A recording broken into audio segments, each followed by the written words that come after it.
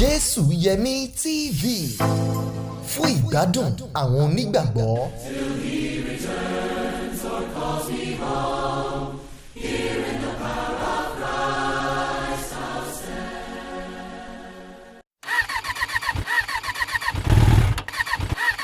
Ajé ìgbé kí ló dé tó ń laago yọ̀bọ̀ nídìí ọ̀kadà báyìí. wo ó tiẹ̀ ti wá tójú sú mi bí n bá pààrọ̀ ẹ̀yà ara ọ̀kadà fóníbàárà mi lónìí ká tó rọ́jọ́ méjì sí mẹ́ta ó tún ti bàjẹ́ padà wọ́n á tún ti rù ú dé. Alábàjọ tí àwọn oníbàárà rẹ ṣe ń gbé ọ̀kadà wọn wá sọ́dọ̀ mi láti wá túnṣe. kódà ó tiẹ̀ ti wá fẹ́ lé mi lóko gbèsè àfi bí ẹni táyé ń ṣe. Ajé ìgbé ayé kankan ò ṣe ọ́. àìmọ̀ ojúlówó ẹ̀yà ara alùpùpù ní ìṣòro rẹ̀. Ṣòróró motorcycle spare part ní ọ̀nà àbáyọ fún ẹ̀yà ara alùpùpù tí yóò ṣe déédéé bí eléyìí tó bá wá fún oríṣiríṣi ọ̀kadà bíi Bajaj, CD110, CB125, AS100, Ajwe 125, TBS àti bẹ́ẹ̀ bẹ́ẹ̀ lọ. Ṣòróró motorcycle spare part tí iléeṣẹ́ Shalin motorcycle spare part ṣe jáde ní kẹ́ ẹ béèrè fún. Ìròyìn ayọ̀ rèé fún gbogbo ẹ̀yin tẹ́ ń tún alùpùpù ṣe, motorcycle ẹ̀yin tẹ́ ń lo alùpùpù àti ẹ̀yin ọlọ́kadà tẹ́ ń fi ọ̀kadà ṣiṣẹ́ láti béèrè fún Ṣòróró motorcycle spare part. àwọn bó gan láti lè ríra. ẹ̀yin ẹ ṣáà ti béèrè fún Ṣòróró motorcycle spare part níbi gbogbo tí wọ́n bá ti ń ta ojúlówó ẹ̀yà ara alùpùpù ní agbègbè yín. torí Ṣòróró motorcycle spare part ó lálòpẹ́ ó sì fi ni lọ́kàn balẹ̀. Ṣòróró motorcycle spare part ojúlówó tó yàtọ̀ sí gbàrọ̀ gùdù. A fi ọpẹ́ fún Ọlọ́run nítorí tí ó ṣeun nítorí àánú rẹ̀ dúró láéláé. A kí wa káàbọ̀ àsìkò akíu dédé àsìkò yìí níbi gbogbo tí ẹ ti ń wò wá. Ètò yín ètò wa ìjíròrò pẹ̀lú àwọn ìyàwó oníwàásù ìjọ Kristi, Interaction with Church of Christ Preacher's Wife on Jésù Yẹmí TV fún ìgbádùn àwọn onígbàgbọ́. A dúpẹ́ fún ẹ̀yin tẹ́ ń ṣe onígbọ̀wọ́ ètò yìí, àpamọ́wọ́ owó àtàjèrè ọjà lórúkọ Jésù. Àyè ṣèṣì sílẹ̀ fún ẹ̀yin tẹ́ bá fẹ́ ṣe onígbọ̀wọ́ ètò yìí, ẹ gbé ohun tí Ọlọ́run nífẹ̀ẹ́ sí wa lórí ètò yìí kí a bá yín polówó rẹ̀. Bákan náà gẹ́gẹ́ bí ìṣe wa ní ọ̀sẹ̀ọ̀sẹ̀, àlejò wa ti wà níkàlẹ̀, ṣùgbọ́n ká tó pe àlejò wa wọlé ẹ jẹ́ ká dókè lọ́hùn náà. Every vision ló lè ṣe, every vision ló lè ṣe, every vision ló lè ṣe, every vision ló lè ṣe. Gbogbo instrument pátá tẹ́ fẹ́ ilé-iṣẹ́ wo ló wà ẹ jẹ́ ká lọ. Every vision ló lè ṣe, every vision ló lè ṣe, every vision ló lè ṣe, every vision ló lè ṣe. Gbogbo instrument pátá tẹ́ fẹ́ ilé-iṣẹ́ wo ló wà ẹ jẹ́ ká lọ. Ebony Visual and Sound Store ojúlówó ilé iṣẹ́ tó ń ta public address systems, imported speakers, drum sets, keyboard, wireless microphone, guitars, conga drums, live mixer àti general electronic supplies. Tààràtà ni ẹ máa bọ̀ ní opposite ìta Balógun street Àgọ́-Òkú, Ṣàpọ́n, Abẹ́òkúta. Telephone 081-584-86002 tàbí 080-644-85865. Ebony Visual Sound Stores débẹ̀ kò confam. Ẹ káàbọ̀ padà sórí ètò wa ètò yín ìjíròrò pẹ̀lú àwọn ìyàwó oníwàásù ìjọ Kristi. Gẹ́gẹ́ bí mo sọ lẹ́ẹ̀kan, àlejò mi ti wà níkàlẹ̀. Àlejò mi ẹ kú dédé àsìkò yìí mà. Ẹ káàárọ̀ mà. Ẹ rọra mà. Yes ma. Gbogbo ilé ńkọ́? Àlàáfíà mà. Fún àwọn tí wọn ò mọ̀ yín, ẹ dárúkọ yín fún àwọn aráalé. Mo kí wa kú àárọ̀ lẹ́ẹ̀kan sí. Orúkọ mi ni Ọláníran Faith. Ọláníran Faith, ẹ dárúkọ yín lẹ́kùnrẹ́rẹ́. Orúkọ mi ni Ọláníran Olúwabùkọ́lámi Faith. Ọláníran Olúwabùkọ́lámi Faith, àwọn ní àlejò mi tòní. Sister Faith, Ma. ọmọ olùgbògbò ni. Ọmọ Ìjẹ̀bú ni mí mà. Ìjẹ̀bú, ṣé ẹ gbédè? Mo fẹ́ ní kẹ́ ẹ káwọn ará lé ní èdè Ìjẹ̀bú ni. Ẹ̀sọ́ ẹ̀. Ẹ̀sọ́ ẹ̀. Ẹ̀wẹ̀ só ọmọ alárẹ̀. Ó dáa, ọmọ Ìjẹ̀bú ni. Bẹ́ẹ̀ni mà. Báwo ni ẹ ṣe wá dé ìlú Abẹ́òkúta? Well, ní Abẹ́òkúta bí ni àwọn òbí mi ń gbé. Ibẹ̀ ni wọ́n bí mi sí. Ibí báyìí ni mo dàgbà sí. Òkè Abẹ́òkúta ń bí ni wọ́n bí yín sí. Bẹ́ẹ̀ni mà. Ìbéyìí náà lẹ dàgbà sí. Bẹ́ẹ̀ni. Báwo ni ẹ ṣe wá ṣe alábàápàdé pẹ̀lú Kristi? Ní àárín kan a lọ gbé ní ìlú Ìlarò. Mo school níbẹ̀ as secondary school. So bí mo ṣe lọ tó inú ìgbàgbọ́ ló bí mi sí. Inú ìgbàgbọ́ ló bí yín sí. Pé wọ́n bí yín sínú ìjọ Kristi. Bẹ́ẹ̀ni. Okay. So láàárín àgbọ̀ gbogbo nǹkan tí wọ́n sọ a dẹ̀ ń lọ church déédéé. Ọjọ́ kan mo ṣáà dìde mo pinnu pé mo fẹ́ fi ayé mi fún Kristi. Ẹ pinnu pé ẹ fẹ́ fi ayé yín fún Kristi. Ṣé kàn ṣe pé wọ́n wò pé ṣé ò ní dẹ̀mọ́ pé àwọn ọmọ mi àwọn òbí wọn ló máa ní ṣé ò ní tí tó dìde ṣọ́ọ̀ṣì? Rárá o. Fúnra yín lẹ pinnu. láì jẹ́ pé wọ́n tì í rárá. Rárá mà. Ṣé bàbá yín ṣé oníwàásù ni wọ́n ni? Bàbá mi ò kì í ṣe oníwàásù, ará nínú ìjọ ni wọ́n. Ará nínú ìjọ ni wọ́n. Ará nínú ìjọ ni wọ́n, wọn kì í ṣe oníwàásù. Tí n bá wá ní pé kí n béèrè, báwo ni ẹ ṣe wá pàdé ọkọ yín? Ọ̀rọ̀ ńlá lẹ béèrè yẹn o. Mo parí o. Lákọ̀ọ́kọ́, mi ò ní intention pé mo máa fẹ́ oníwàásù. Ìgbọ́n nǹkan tí mo kàn ní nínú ìpinnu mi ni wípé mo fẹ́ fẹ́ arákùnrin tó jẹ́ olóòótọ́. Ṣùgbọ́n pẹ̀lú oore ọ̀fẹ́ Ọlọ́run ni mo fi pàdé olólùfẹ́ mi, èyí tí a fi bẹ̀rẹ̀ ìrìn àjò ìfẹ́ wa ká tó wá ṣe ìgbéyàwó. Kẹ́ tó ṣègbéyàwó. Kí ló dé tí ẹ ní èrò pé ẹ fẹ́ fẹ́ oníwàásù? Mi ò fi sọ́kàn o pé mo fẹ́ fẹ́ oníwàásù o. Ṣùgbọ́n mo wá rántí nǹkan kan wípé ọjọ́ kan bá a ṣe morning devotion tán ní ilé wa pẹ̀lú àwọn dáàdì mi. Èmi dẹ̀ ni last obìnrin nínú àwọn ọmọ wọn. So wọ́n kàn lẹ́yìn morning devotion wọ́n béèrè pé ta ló ní ìpinnu láti fẹ́ oníwàásù? Gbogbo wa dákẹ́ lọ. Kò séèyàn tó sọ̀rọ̀. Kò sẹ́ni tó sọ̀rọ̀. Bóyá nítorí pé ìrírí àbí àwọn experience tí àti ta máa ń gbọ́ pé kò sówó wọn kì í tọ́jú wọn. Ta máa ń gbọ́. Ṣùgbọ́n láàárín ẹ̀ mo wá rò wípé ẹni tó bá fẹ́ oníwàásù ó máa ní ìfọ̀kànbalẹ̀, ìbàlẹ̀ ọkàn máa wà fún. Mo wá dìde mo wá sọ wípé mo pinnu láti fẹ́ oníwàásù bó tilẹ̀ jẹ́ pé mi ì mọ irú ẹni tí mo fẹ́ gbà yẹn. So ìgbà tí wọ́n béèrè lẹ fi wò lẹ ti rò nínú ọkàn yín pé ẹ máa dẹ̀ fẹ́ oníwàásù bó ti lábẹ́ bó ti wù kó rí. Ṣùgbọ́n gbàtẹ́ sọ pé ẹ pàdé olólùfẹ́ yín, ṣéjọ́ tí wọ́n pàdé yín báyìí náà ló gbé yín wọlé? Rárá o. Báwo ni wọ́n ṣe wá ṣe ètò yẹn gbókè o? Báwo ló ṣe propose bí àṣẹ olóyìnbó wọ́n ṣe propose sí yín? Ìgbà yẹn wọ́n kàn pè mí ní lórí fóònù pé torí a máa ń lọ fún youth class káàkiri ní bí Ìgbèyìn, Ìjà Ọ̀fà káàkiri. Wọ́n wá pè mí lórí fóònù wípé sista Faith àwọn fẹ́ rí yín o. Ọkàn mi ò tiẹ̀ lọ débi pé bóyá proposal lọ fẹ́ make, bóyá mo ṣẹ̀, bóyá ẹnìkan fẹjọ́ mi sùn wọ́n lèmi tiẹ̀ rò nígbà yẹn. Wọ́n pè yín nínú ìjọ tẹ́ ẹ wà? Lórí fóònù níjọ tí mo wà. So mọ́nà tí n bá ti ní tàì pé màá wá rí wọn o. Ìgbà yẹn mo dẹ̀ ń kọ́ ti brother kan náà ní ìgbà yẹn kó tó di pé àwọn sọ̀rọ̀. So wọ́n wá ṣáà sọ fún mi pé àwọn ní interest nínú mi, ṣé mo ní ẹni tí mò ń fẹ́. Mo ní ẹ jẹ́ kó yé wa dáadáa. Ṣé àwọn ni wọ́n pè yín ni? Àwọn gangan ló pè mí. Ipa àwọn fẹ́ rí yín? Bẹ́ẹ̀ni. Ok, ní tó túmọ̀ sí pé wọ́n ti mọ̀ ẹ ti mọ́ra tẹ́lẹ̀ tẹ́lẹ̀. A ti mọ́ra tẹ́lẹ̀. Ok. A ti mọ́ra máa sọ̀rọ̀ tẹ́lẹ̀. Ok. So mo wá ṣáà lọ lọ́ba ní àwọn ní interest ní inú mi ò wá ní. Well, ẹ lè dàgbà tó yìí kẹ́ sọ wípé ẹ ní ẹni tí ẹ ń fẹ́. Lójú ìwòye tèmi náà tẹ́lẹ̀ mo rò pé wọ́n ti marry. So wọ́n ṣáà sọ pé àwọn àní táwọn jọ ń kọ́ ti pé àwọn ò jọ sí mọ́. Wọ́n ní wẹ́ ká fi sí iwájú Ọlọ́run tó bá jẹ́ pé oore ọ̀fẹ́ Ọlọ́run ni ó máa ṣe é ṣe àdẹ̀ lọ. Gẹ́gẹ́ bí ẹ ṣe sọ lẹ́ẹ̀kan, ẹni ẹ ti ní èèyàn kan tí ẹ ń kọ́ọ̀tì tẹ́lẹ̀tẹ́lẹ̀, báwo lẹ ṣe wá ṣe láàrin yẹn? Well, nǹkan tó ṣẹlẹ̀ ni wípé arákùnrin náà ni ẹni yẹn, ṣùgbọ́n láàrin ìjọ tá bá sọ wípé ká fẹ́ arákùnrin, kò ń ṣe gbogbo arákùnrin ló jẹ́ olóòótọ́ ọkùnrin, ló jẹ́ olóòtítọ́ ní arákùnrin. Tá bá dẹ̀ sọ pé ká marry in the Lord, kò ń ṣe pé ọkàn ní kẹ̀kọ́ marry any Christian brother tàbí pé kẹ̀kọ́ fẹ́yàn ṣá, ṣùgbọ́n faithful Christian brother lèèyàn ní láti fẹ́. Torí pé arákùnrin yẹn kò ṣe olóòótọ́, òun ni mo ṣe fi sílẹ̀, mo ṣe sọ fún pé kó ní kálukú máa lọ. Ok, ní tó túmọ̀ sí pé ẹ ti sọ fún arákùnrin yẹn tẹ́lẹ̀ kó tó di pé ẹ sọ yes fún wọn. Bí mo ṣe béèrè lẹ́ẹ̀kan pé báwo ni wọ́n ṣe propose sí yín? Wọ́n kàn sọ fún mi níbi pé àwọn ní interest nínú mi. Ẹ̀yin náà dẹ̀ ní kó dá o. Rárá o. Èmi náà ní interest nínú yín o, àbí báwo lè ṣe ṣẹlẹ̀? Mo sọ fún wọn pé kó jẹ́ ká fi síwájú Ọlọ́run. Pé kó jẹ́ ká fi síwájú Ọlọ́run. Bẹ́ẹ̀ni. Pé ẹ̀yin ará ilé, mo lérò pé ẹ̀ ń gbádùn àlejò mi. A fẹ́ dókè lọ́hùn náà.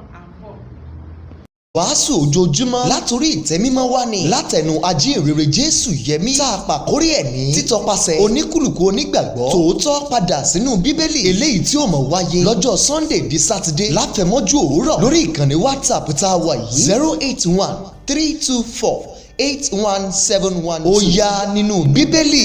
Ẹ káàbọ̀ padà sórí ètò wa ètò yín àlejò mi ṣì wà níkàlẹ̀ Sister Faith Ọláníran Olúwabùkọ́lá mi wọ́n sì wà lórí ìjókòó. Àlejò mi ẹ kú kalẹ̀. Yes ma. Bẹ́ẹ̀ ṣe ń sọ lọ lẹ́ẹ̀kan ká tó lọ sí break ta lọ. Ẹ ń dárúkọ olólùfẹ́ yín, ẹ sọ pé olólùfẹ́ yín mo ní báwo ló ṣe propose pé ẹ ti jẹ́ káwọn aráalé mọ olólùfẹ́ yín, ẹ ti dárúkọ olólùfẹ́ yín fún àwọn aráalé.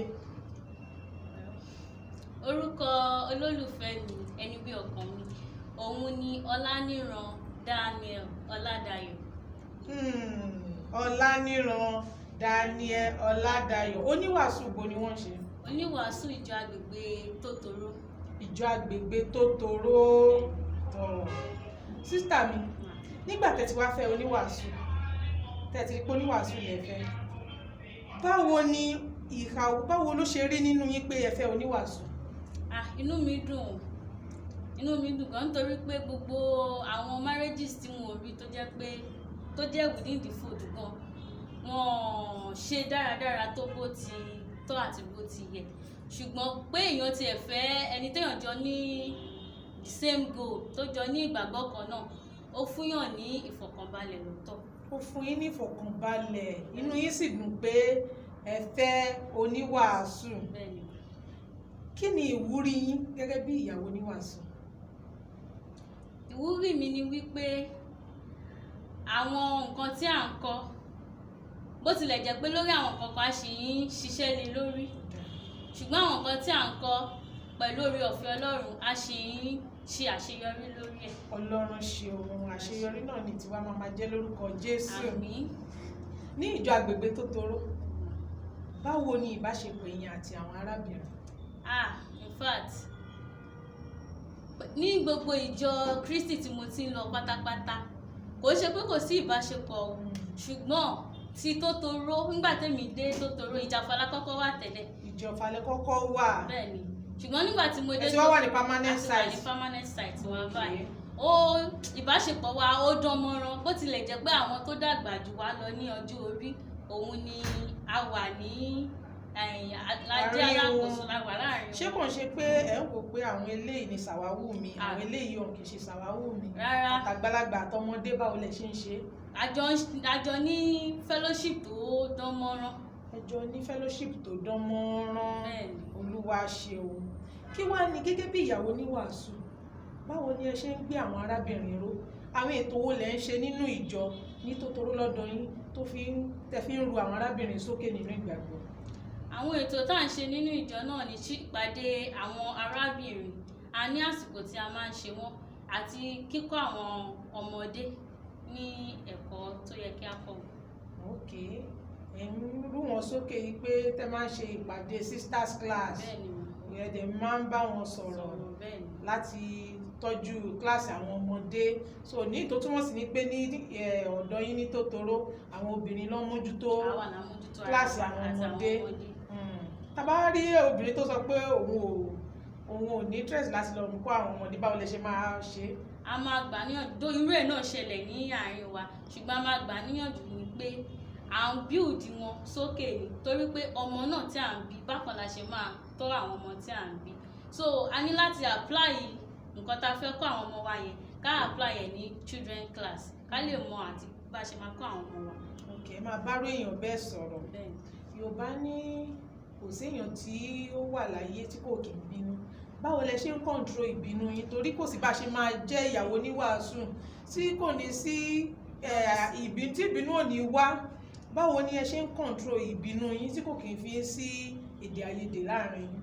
Ṣé rí ní aspect yẹn torí èmi máa ń bínú kan aspect yẹn mo máa ń bẹ̀bẹ̀ lọ́wọ́ Ọlọ́run ni pé kí Ọlọ́run kó jọ kó máa fún mi ní ẹ̀mí sùúrù lóòkò yìí sí wọ́n ní Yorùbá sọ pé kò sí bí orí ṣe máa wà tí ò ní mí, ṣùgbọ́n pẹ̀lú àwọn ọ̀rọ̀ Ọlọ́run tí à ń kà àti sùúrù torí àwọn míì gan they are ready láti provoke èèyàn but with the spirit of God àwọn Ọlọ́run máa ń jẹ́ kí gbogbo ẹ̀ wà calm.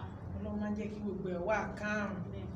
Kí wá ni ó jẹ́ strength yín lójú ọ̀nà yìí tẹ́ fi wò pé máa ṣe ìyàwó oníwàásù yìí lọ?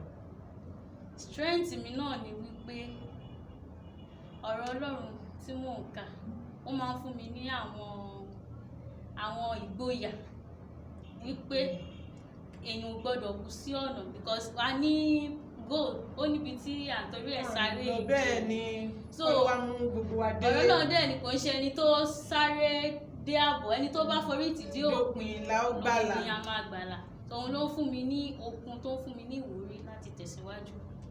Ọ̀rọ̀ Ọlọ́run tẹ́ ń kà ló ń fún yín lókun, ló ń fún yín ní ìwúrí pé Olúwa ṣáà mú wa délé. Àmín. Nǹkan tó yẹ kí n béèrè yẹn ni pé gbogbo nǹkan tó ń fún yàn lókun náà ló tún máa ń ìgbà míì ó máa jẹ́ kéèyàn ní rẹ̀wẹ̀sì. Kí ló jẹ́ gẹ́gẹ́ bí ìrẹ̀wẹ̀sì yín lójú ọ̀nà ìtẹ̀lé wò pé ìbàdẹ̀ mọ kí n ti má fún oníwàásù o? Ǹjẹ́ ní irú ìrírí bẹ́ẹ̀? Ó wà o, torí ní àárín ọdún méjì tá a ṣẹ̀ ṣe ìyàwó kò sí much. Torí ó pẹ̀lú nǹkan táwọn èèyàn kan ṣe máa ń sọ pé àwọn ò fẹ́ fẹ́ oníwàásù, ṣùgbọ́n èmi ní ìgbàgbọ́ wípé tí ẹ̀mí bá wà ìrètí ń bẹ. Téèyàn ò bá dẹ̀ jókòó lásán tí ò ṣọ̀lẹ, gbogbo ẹ̀ máa dáa. Ká ṣàṣọ pé financial problem òun ló jẹ́ bí weakness mi ní ìgbà yẹn. Financial problem nígbà yẹn láì ṣe ìsìn yìí, a dúpẹ́ lọ́wọ́ Ọlọ́run. Gẹ́gẹ́ bí ìyàwó oníwàásù, báwo lẹ ṣe máa ń feel nígbà tẹ́ bá ń wò pé brother Dayọ̀ adé orí mi òun ló ń wàásù yìí? Kí ló máa ń wà lọ́kàn yín tẹ́ bá ń wò wọ́n? Nǹkan tó máa ń wà lọ́kàn mi náà ni wípé ọkọ mi ló ń wàásù ní òkè yìí, òun náà ni Ọlọ́run fi ṣe alákòóso wa láti gbọ́ nǹkan tí ó ń sọ. Kódà inú mi máa ń dùn. Ǹjẹ́ tó bá ń wàásù ṣe máa ń kọ nǹkan lẹ̀? Mo máa ń kọ nǹkan lẹ̀. Mo ní jọ́tà, mo ní pen tí mo máa ń lò. Tẹ́ máa ń lò. A gbọ́dọ̀, because I only leader live by an example. So I gbọ́dọ̀ fi àpẹẹrẹ rẹ̀. Ẹ̀yin èèyàn wa nílé, mo lérò pé ẹ̀ ń gbádùn àlejò mi gẹ́gẹ́ bí wọ́n ti sọ, wọ́n ní kéèyàn jẹ́ leader by example. À ń bọ̀ ná, a fẹ́ dókè lọ́hùn. Gbogbo ọlọ́kadà pátá ìrètí dé, Ṣìrórò spare part ní ẹ lò. Tó bá ṣe àjúwe ó wà, bàjáàjì ó wà, Honda ńkọ́ ó wà, pẹ̀lú Suzuki. Ṣìrórò spare part ní ẹ lò. Ó dára fọ́kadà gbogbo. Ṣìrórò. Ìrọ̀rùn ti dé o fún gbogbo ẹ̀yin ọlọ́kadà mẹkáníìkì ọ̀kadà tí ń bẹ nílẹ̀. Iléeṣẹ́ Challenge ń ṣe bẹ́ẹ̀ bí ara ni wọ́n gbé ojúlówó ẹ̀yà gbogbo ọ̀kadà jáde tí kì í ṣe gbàǹtí ayọ̀ láti lè dín ìṣòro à ń kojú ló mú kí iléeṣẹ́ Challenge ṣe ojúlówó ẹ̀yà ara alùpùpù. Gbogbo ẹ̀yin motorcycle repairers ló ti mọ̀ pé quality, reliable and dependable parts Ṣìrórò spare part ń ṣe. Irúfẹ́ ọ̀kadà wo ni wọ́n ń lò tó ń dọ̀ láàmú? Tètè lọ sí ọjà lónìí kó o lọ ra Ṣìrórò spare part. Dáwọ̀ wá gbà pé ojúlówó ni Ṣìrórò spare part. Gbogbo ẹ̀yà ara ọ̀kadà pátápátá ló ti wà lóde báyìí o. Látọwọ́ iléeṣẹ́ Challenge ló ṣe gbọ́kànlé. Gbogbo ẹ̀yin alálùpùpù ẹ máa lo Ṣìrórò spare part tó jáde láti iléeṣẹ́ Challenge torí pé ojúlówó ni. Ó dára fọ́kadà gbogbo. Ṣìrórò. Ẹ káàbọ̀ padà sórí ètò wa, ètò yín. Àlejò mi ṣì wà níkàlẹ̀. Àlejò mi, mo fẹ́ béèrè ìbéèrè kan wípé ní àwọn àsìkò ìgbà tí ẹ̀yin àti ọkọ yín tẹ́ ti ṣèyàwó, tẹ́ ti bímọ, ǹjẹ́ a rí ìpèníjà kan tó fẹ́ dàbí ẹni pé ẹ fẹ́ regret pé ẹ fẹ́ wọn? Ó wà o. Ní àkókò kan ó wà tó jẹ́ pé ara wọn ò yá gan-an tó tiẹ̀ ti fẹ́ dé ojú ikú. Tí wọ́n bá tiẹ̀ sọ pé wọn ò ní kú ní ìgbà yẹn, máa jiyàn. Tó jẹ́ ìgbà yẹn ó ti tó bí ọdún mélòó tí ẹ ṣèyàwó? Bí ọdún kan, lẹ́yìn ọdún kan tí a ṣèyàwó ni. Tẹ́ ẹ ṣèyàwó ní ìpèníjà yẹn ṣẹlẹ̀. Bẹ́ẹ̀ni. Báwo ni ẹ ṣe lè ṣàlàyé ìpèníjà yẹn? Báwo lẹ ṣe wá borí ìpèníjà náà?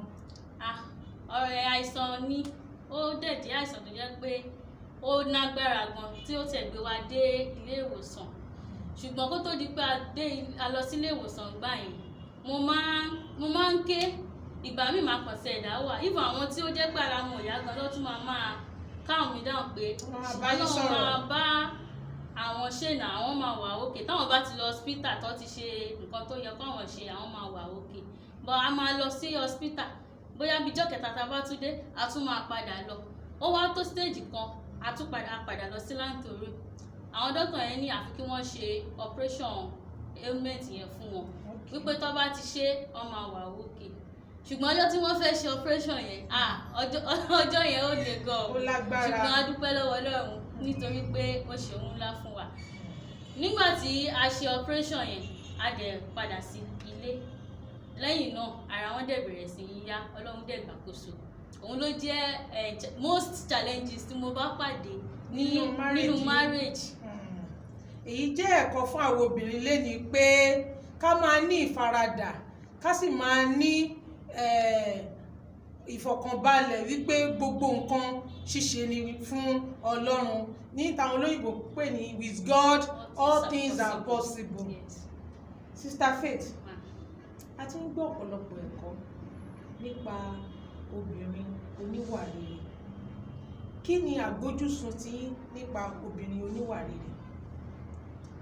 Obìnrin oníwà rere, ẹ ká kọ́kọ́ wò báyìí pé ta ni obìnrin oníwà rere? Obìnrin oníwà rere túmọ̀ sí ẹni tí ó, gẹ́gẹ́ bí a ti sọ pé ìwà rere, ẹni tí ó ní ìwà rere, tí ó ń ṣe ìtọ́jú àwọn ènìyàn, tí ó kó ènìyàn mọ́ra nípa títara àti nípa títẹ̀mí.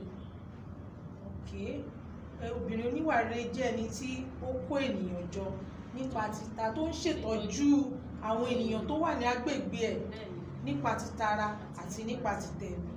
Kí wá ni àwọn ojúṣe obìnrin oníwà rere? Ojúṣe obìnrin oníwà rere ká kọ́kọ́ wò nípa títara náà. Ojúṣe obìnrin oníwà rere ni láti tọ́jú ọkọ, láti tọ́jú àwọn ọmọ. Tá bá wo ìwé òwe orí 31 láti ẹsẹ̀ 10 wá sísàlẹ̀, ó sọ àwọn iṣẹ́ tí obìnrin yẹn ṣe. Kódà kò sọ iṣẹ́ tí ọkọ ẹ̀ ṣe, ṣùgbọ́n ní ọkọ ẹ̀ máa ń jókòó ní ẹnubodè pẹ̀lú àwọn ọkùnrin àdúgbò wọn. Ṣùgbọ́n obìnrin oníwà rere, ó ní ó máa jí ní kùtùkùtù, ó máa lọ wá nǹkan tí àwọn ìdílé ẹ̀ máa jẹ. Iṣẹ́ tó ń ṣe ó fi hàn àwọn tó jẹ́ méjì ẹ̀ tí ó wà ní agbègbè, ó ṣe ìyẹn. Then ó tún ṣe, ó pín fún ni, ó dẹ̀ ń wá oúnjẹ fún àwọn ènìyàn. Ó jẹ́ ẹni tí kò háwọ́, ó jẹ́ ẹni tí ó pín fún ni. Àwọn ọmọ ẹ̀gbọ́n tún pè ní alábùkún fún, ọkọ ẹ̀ náà pè ní alábùkún fún. Alábùkún fún. Ṣùgbọ́n lóde òní, báwo la ṣe lè rí èèyàn kan tá máa rò pé ẹni yìí obìnrin oníwà rere ni gẹ́gẹ́ bí òye ti? Gẹ́gẹ́ bí òye ti tèmi lóde òní, ẹni tí a máa wò pé oníwà rere, lákọ̀ọ́kọ́ ẹni tí kò gbó ẹ̀kọ́ ẹ̀ lẹ́nu nínú ilé, tí ó ń tẹríba fún ọkọ ẹ̀, tí ó ń tọ́jú àwọn ọmọ dáradára, tí ó fẹ́ràn àwọn ọmọdé, tí ó dẹ̀ ń pèsè ohun tí ó tọ́ àti ohun tí ó yẹ nínú ilé, tó sì ń ṣe ìtọ́jú ilé.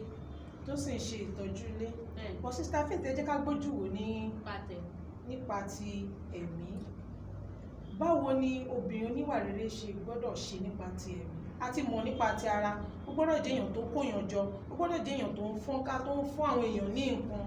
Báwo wá ni a ṣe lè mọ obìnrin oníwà rere nípa tẹ̀mí? Bá ṣe lè mọ obìnrin oníwà rere nípa ti tẹ̀mí ni wípé nínú ìjọ kó wo àwọn tó jẹ́ pé wọ́n wà tó ń kù díẹ̀ káàtó fún, kó wo bó ṣe lè súnmọ́ wọn, tó ṣe lè gbà wọ́n níyànjú. Ohun gbogbo kọ́ ni owó fífún ni. Àwọn nǹkan wà tó jẹ́ wípé bóyá iṣẹ́ ni ẹni yẹn fẹ́ kọ́ tàbí bóyá kò sí agbára ni. Èèyàn ní láti béèrè pé sista, broda, kí nìkan tí ẹ̀ ń ṣe báyìí, kí ni àwọn ohun tí ẹ ní lọ́kàn ní àti ṣe.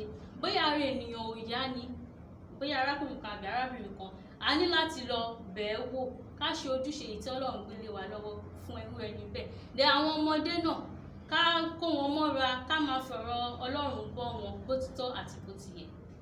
Bọ̀ ní òde òní, tá bá wá rí èèyàn kan tó wò pé à ń rí pé a rí ojúṣe yìí lára ẹ̀, ó ń fún àwọn èèyàn ní nǹkan, ṣùgbọ́n ó jẹ́ èèyàn tí ó jẹ́ pé kò lè kó èèyàn mọ́ra, báwo la ṣe lè pe irú obìnrin bẹ́ẹ̀?